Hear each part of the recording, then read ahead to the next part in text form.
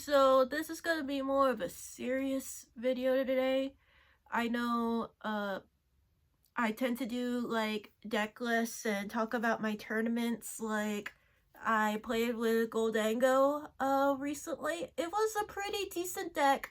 I mean, I'm considering like my run yesterday, it's March 16th, and yesterday was my birthday, a win. Like I'm considering it a win even though I didn't get the top, but I'm considering it a win because of the fact that I still did well despite having a bad auto loss in round one. So I'm gonna talk about the tournament report once I do the deck profile on Goldengo, so stay tuned for that.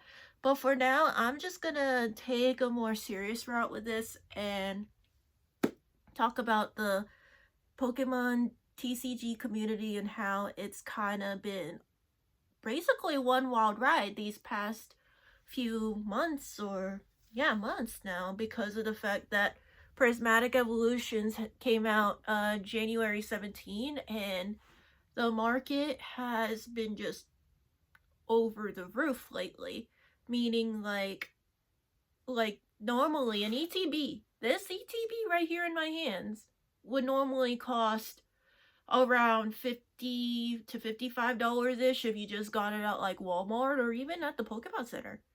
However, like when you see it online in Walmart and like resellers on TikTok Shop, they're selling this for $130 to $150.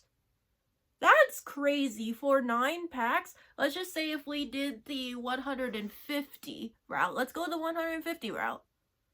We are paying, not me, I have never paid 150. This box right here I got from a tournament. Tournament report is in one of my previous videos. This box would have 9 packs in it, and 150 divided by 9, correct me on my math if I'm wrong, that's $15 a pack. I don't know how you I don't know like how that's possible. And I'll be honest, like, I love Prismatic. Like, in my previous videos that I've opened Prismatic in, I've been luckier than most to be able to open it. I don't have a deal with distro. I don't have, like, any inside connection with vendors and all that before anyone accuses me of that.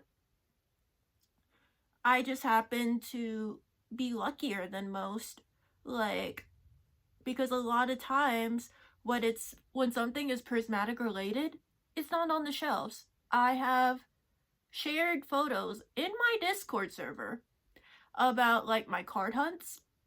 You can't find anything. It's ridiculous. Like, all I want besides prismatic, like, I love prismatic. I do want the, like, I'm not gonna lie, it would be cool to open a god pack, but I really do want to master Temple of Forces. But with the scalping and all that, I can't find it. I can't find it anywhere. Even at a simple Walmart, I cannot find it anywhere. And it's sad. And I guess the point that I'm trying to make is that people, like, imagine if you were working a 9 to 5 or 8 to like 7 p.m. because I know a lot of people who take those shifts, and maybe not even 8 to 7 p.m. work-wise. You have to drive an hour to work to start your shift at a later time, or maybe even earlier, because I know a lot of people commute. So imagine having that much time in your day just trying to go like to work and then go back to sleep. You wouldn't have time to be able to go to the store, and if you had like a rest day, you would be doing the chores at home. And I do feel bad because, like, what if they're just like very tired and they're an extreme Pokemon fan and all they want to do is rip a pack off the shelf? They won't be able to do that with the current state, and it's very sad. And I know a lot of people are going to get mad at me for saying this, but the Drowsy should not be $55. Like, it even spiked up to 90. Like, the artwork is fantastic. No discredit to the artist. Very talented artist. But it should not be 55 for a Drowsy IR. Like, that should... I'm really surprised that the Miraidon that I really wanted so badly for so long, I did get it at the local con. Like, it wasn't a card show, but just a convention. I was very shocked about the fact that that Miraidon is half the Drowsy price, and like 3 times, like when Drowsy was on its peak, like 3 times lower than the Drowsy. I don't know how it happened. I am not an economics person, but I don't know how it got to 90 besides people just buying. Because I know the more people buy, the higher the value becomes, I guess. Like, what you're willing to pay, the market will be influenced. That's how I understood it and how my parents explained it to me. You could teach me an economic lesson in the comments if you like, but the Drowsy IR should not be that much.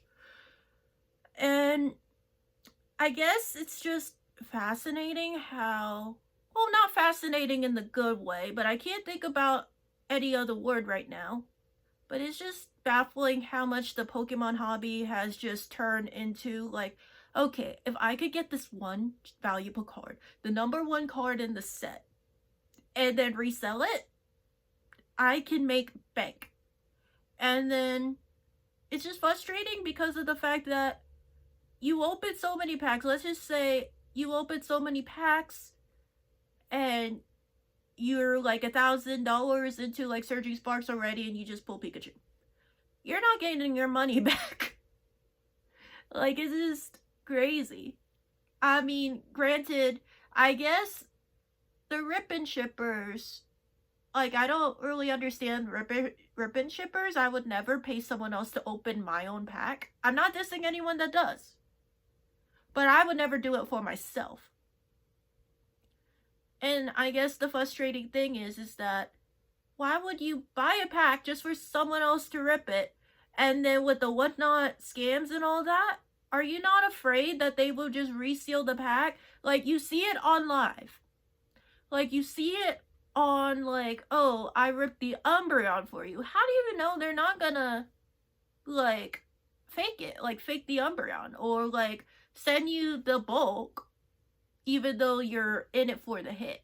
Not everyone is a scammer. But that's, like, my #1 fear when it comes to those type of things. Because of the fact that I did not get it myself. So, I guess what I'm trying to say and relay is it's just shocking how much the Pokemon hobby has just become like, okay, how do I get money in a quick way? Even with this ETB that is in my hands right now with Prismatic. Again, I would say that I am luckier than most to be able to just hold this in my hands. I've even opened some products for the channel.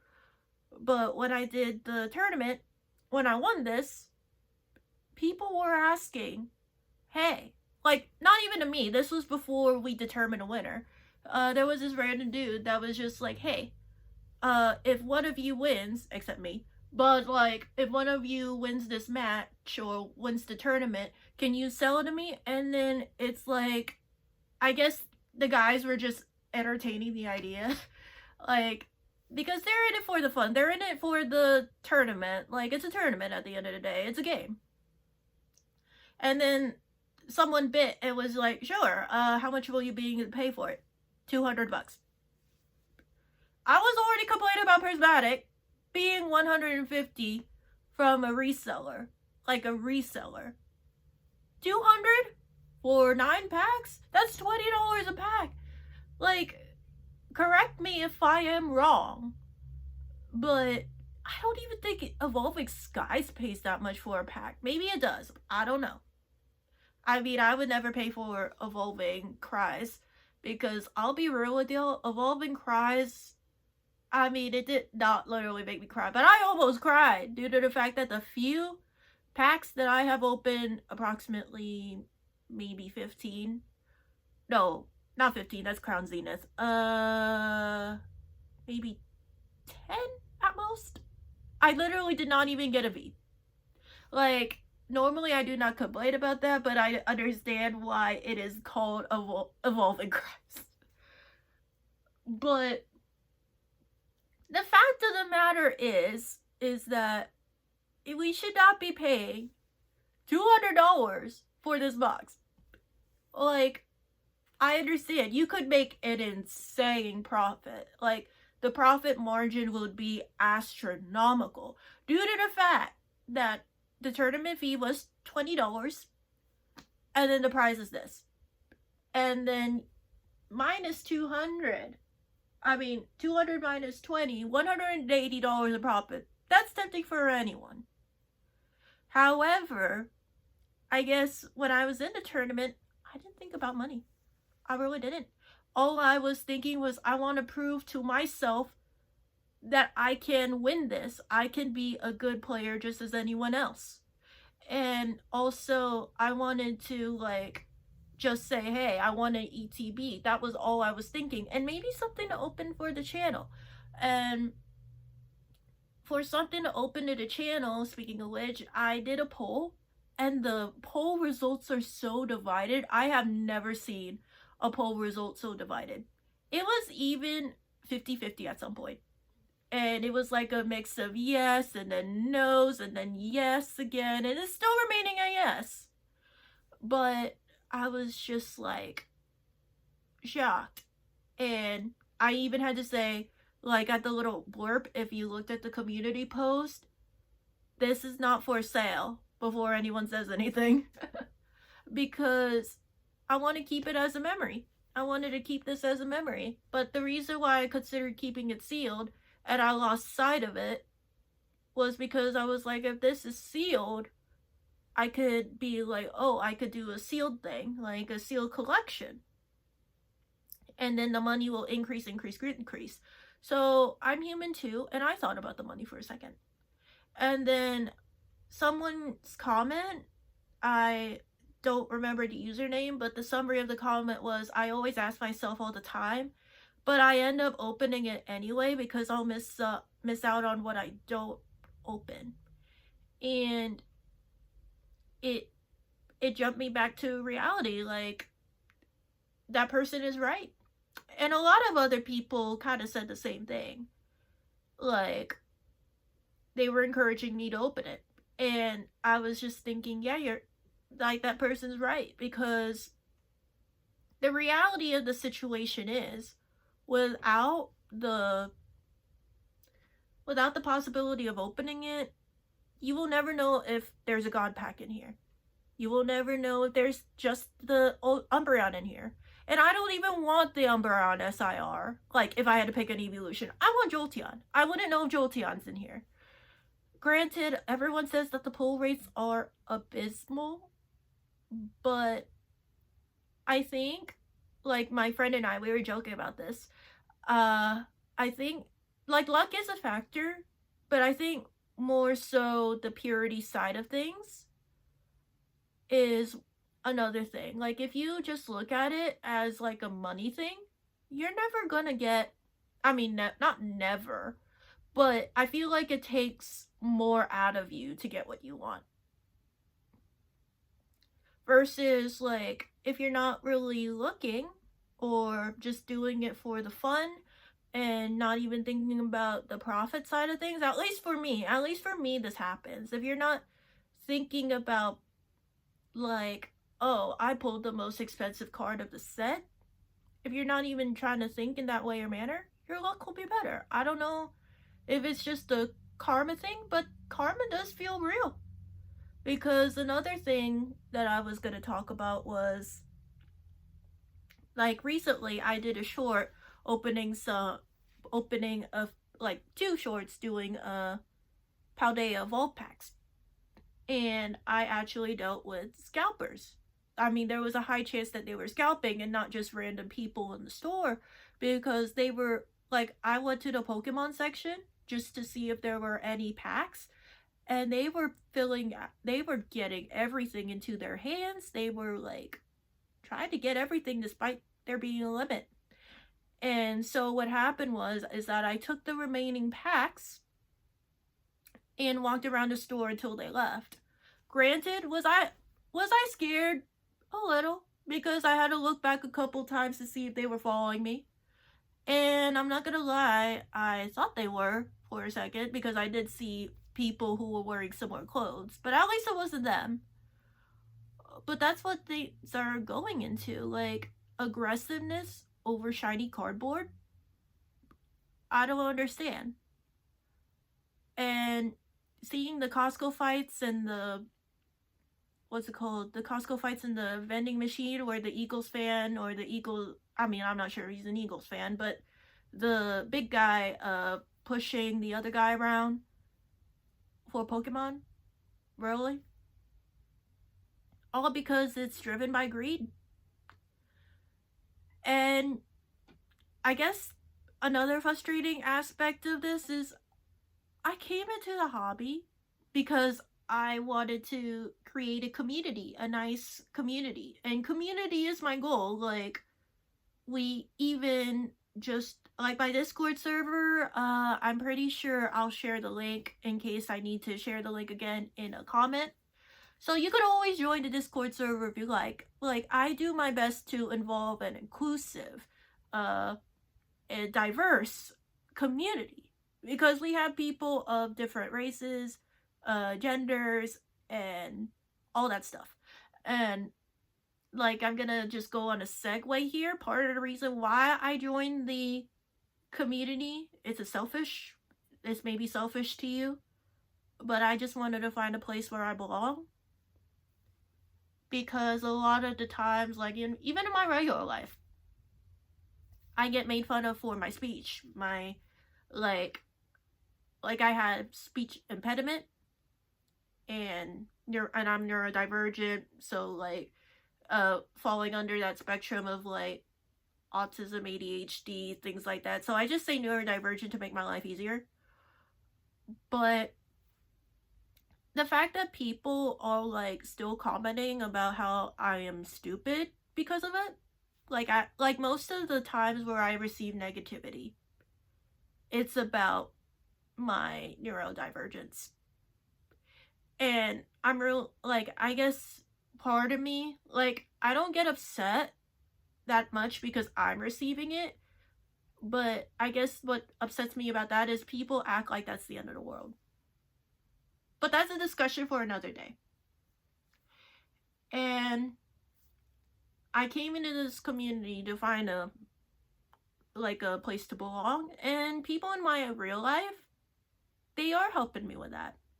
They, like, credit to my friend who is on Team Peach, just trying to help me integrate into the local setting.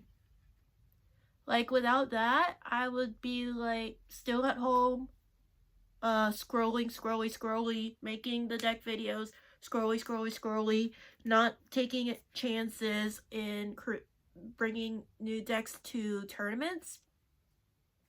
I would just be sitting at home, eating ice cream, and scrolling. Nothing wrong with having those type of nights.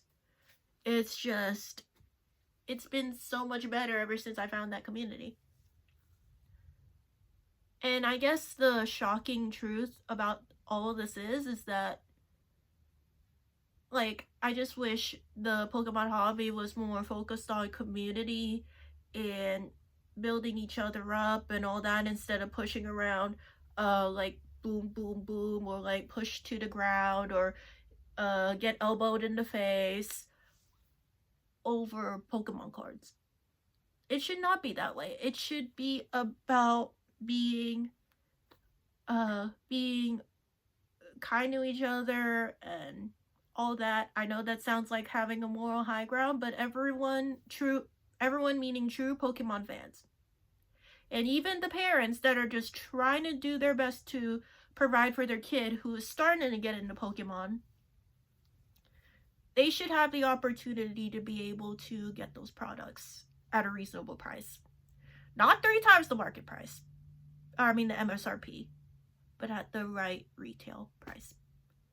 And this channel, like the core value of this channel, is for the people that feel like underdogs, but they have a ton of potential. And that's why I chose Chimchar as my favorite Pokemon and as the mascot of this channel, because if you watch the anime, that's essentially Chimchar's story about how his